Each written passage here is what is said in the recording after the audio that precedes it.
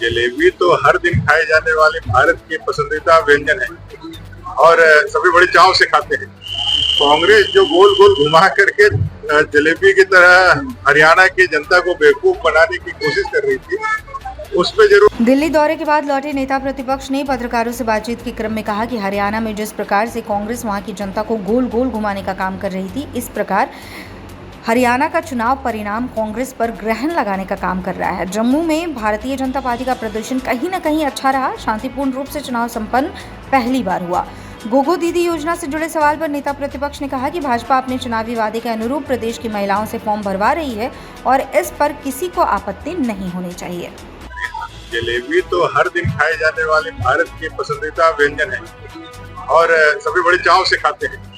कांग्रेस जो गोल गोल घुमा करके जलेबी की तरह हरियाणा की जनता को बेवकूफ बनाने की कोशिश कर रही थी, उस पे जरूर उनका जो है ग्रहण लग गया। उस पे जरूर उनका जो है निराशा है। ये हरियाणा की जनता पर गर्व है और उनके इस मैंडेट को भी हम लोग बहुत स्वागत करते हैं। लगातार तीसरी बार एक जनता की सरकार उन्होंने बनाई है, आशीर्वाद दिया है। मोदी जी के नेतृत्व में हरियाणा निरंतर विकास की पकड़ा है, उसको और तीव्र विकास की सतह के बढ़े। जम्मू कश्मीर में कहाँ चूक रहे? जम्मू कश्मीर में चूक का स्थिति नहीं है। जम्मू में हम लोगों ने अच्छा प्रदर्शन किया है।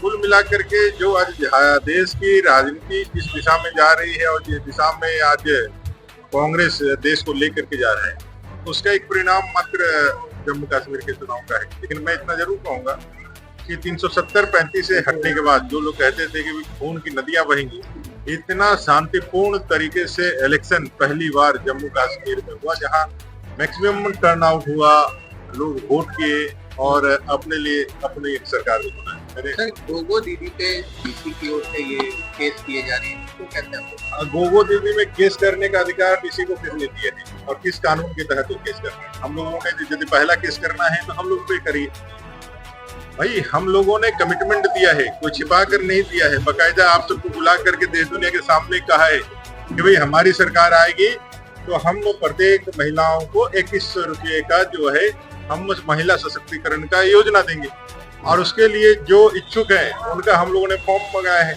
उनको फॉर्म भरने के लिए कोई जबरदस्ती फॉर्म थोड़ी भरा रहे हैं, लोग भर रहे हैं। अब कुछ डीसी जो है कुछ ज्यादा काबिल बन रहे हैं, उनको चाटुकारिता और चरण पूजन में सरकार का लगता है कि सरकार हमेशा रहने वाली है। चंद दिनों की मेहमान है, सरकार भी है और वो पदाधिकारी भी, जो इसे चरण वंदना में लग करके इस सरकार को वापस लाने का जो उनका एक मंशा है, कि जो एक अधिकारी जो एक कार्यकर्ता के रूप में कार्य कर रहा है, उनके लिए भी एक मुझे लगता है एक सलाह है कि भाई आप जिस पद पे बैठे हैं उस पद का काम को देखिए, कानून संबंधी जो विषय है उसी को देखिए।